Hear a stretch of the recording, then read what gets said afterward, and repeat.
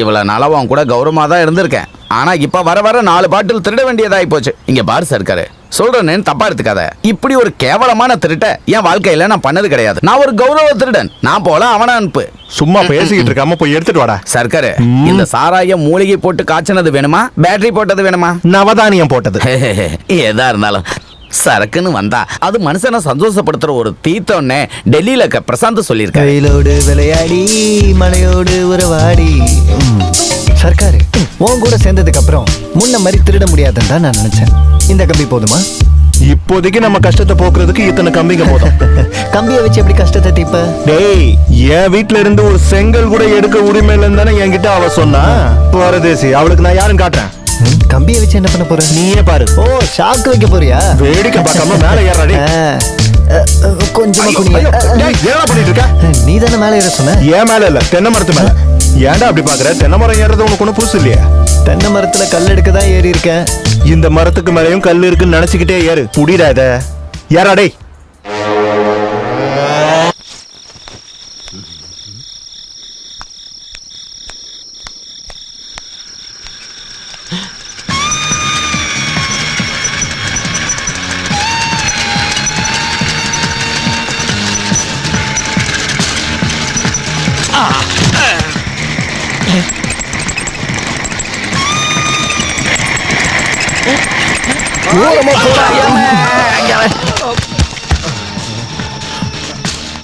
சாராயம் with tender coconut.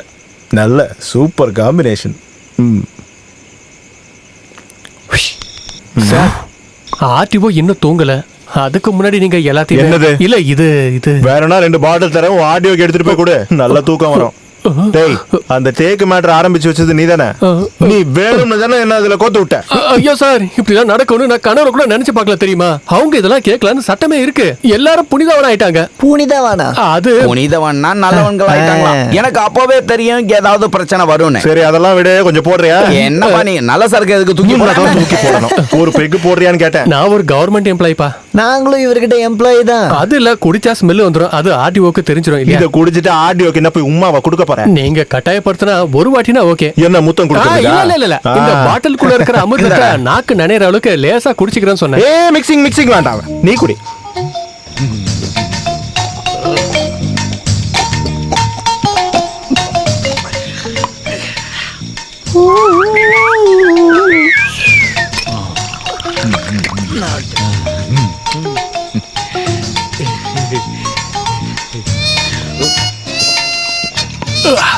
அவன் வந்ததுக்கு அப்புறம் ஒரு 10 ரூபாய் சம்பாதிக்க முடியல. வெறும் 10 ரூபாய் சார், அதே என்னால சம்பாதிக்க முடியல தெரியுமா? சம்பளம் இல்லாம தான் என் குடும்பமே ஓடிட்டு இருக்கு. சம்பளம் இல்லையா? இன்னொரு பேக்க ஊத்துறா. தடுத்துக்கிட்டே இருந்தா எப்படிதான் வாழ்க்கையில முன்னேறி போறதா? தடுக்கிறதுலாம் இருக்கட்டும், முதல்ல இதை தொட்டுக்க. அது லஞ்சம் வாங்குறது ஒன்றும் தப்பு கிடையாது. அப்ப தப்பு இல்ல. நீ நல்ல குடும்பத்துல பிறந்திருக்க, அதான் உனக்கு தெரிஞ்சிருக்கு. மகாபாரதத்துல இருக்க யுத்தத்துல கூட லஞ்சம் இருக்கு தெரியுமா? கர்ண கிட்ட இருந்து லஞ்சம் வாங்கிட்டு தானே அந்த கர்ணனையே கொன்னாங்க. இன்னொரு கூடுறா. இதெல்லாம் அந்த பூதத்துக்கு சொன்னா எதுவுமே புரியாது சார். என்னால அந்த சம்பளத்தை வச்சுக்கிட்டு நான் என்ன பண்ண முடியும்? சம்பளம் பத்தவே பத்தாது. லஞ்சம் வாங்கினாதான் குடும்பம் நடத்த முடியும். உண்மைதானே? ஊத்தி இன்னொரு ரவுண்டு.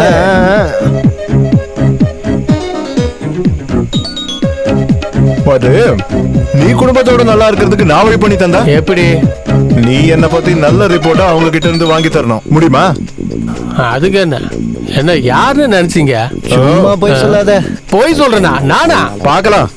என்ன பத்தி அவங்க கிட்ட இருந்து நல்ல ரிப்போர்ட் எழுதி வாங்கினா, அதோ அங்க பாரு, அந்த 6 ஏக்கர்ல இருக்கிற தென்னந்தோப்ப நான் உன் பேர்ல எழுதி வைக்கிறேன். 6 ஏக்கர் தென்னந்தோப்பா?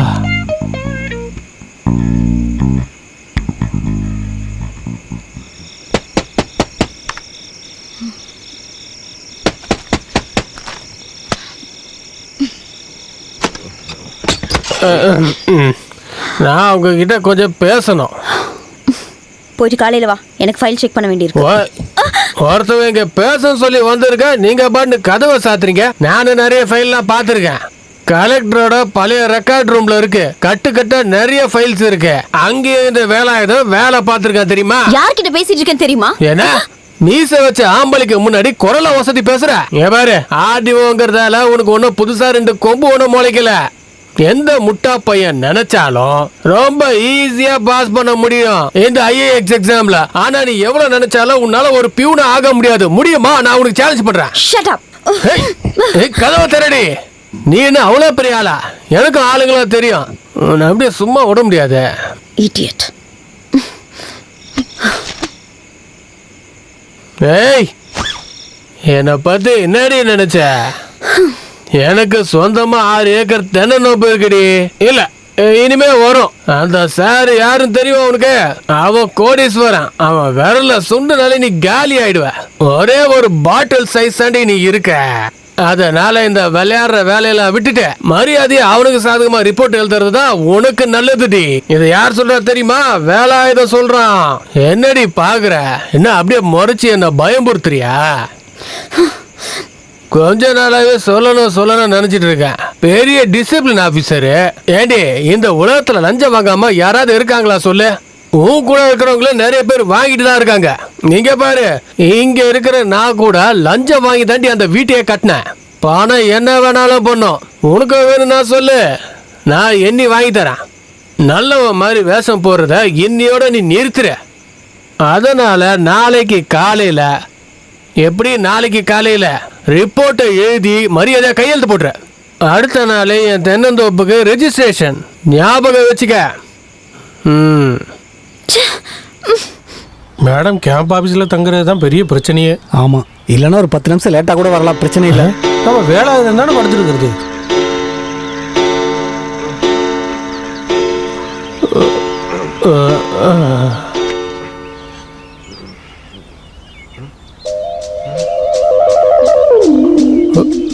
ஐயோ,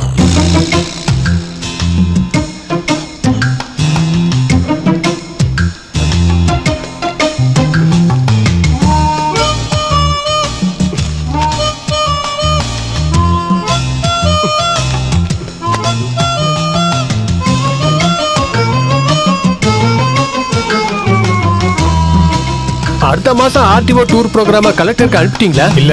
அதான பார்த்தேன். நான் 1/2 மணி நேரம் லேட் ஆகுதா எதுவுமே நடக்காது. ஓ, ஸ்டாக் போஸ்ட் ஸ்டேட்மெண்ட் இன்னும் எடுக்கலையா? சீக்கிரமா எடுங்க சார். எங்க போற? மேடம் கிட்ட கொடுக்க. மேடம் கிட்ட நான் கொடுக்குறேன். அதுக்கு நான் இருக்கேன். நீ போய் டைப் பண்ணு. Good morning madam.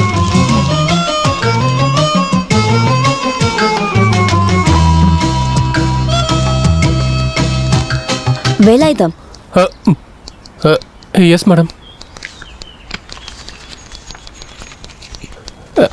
இப்போவே போஸ்ட் பண்ணிடுறேன் மேடம். இது எனக்கு தானா?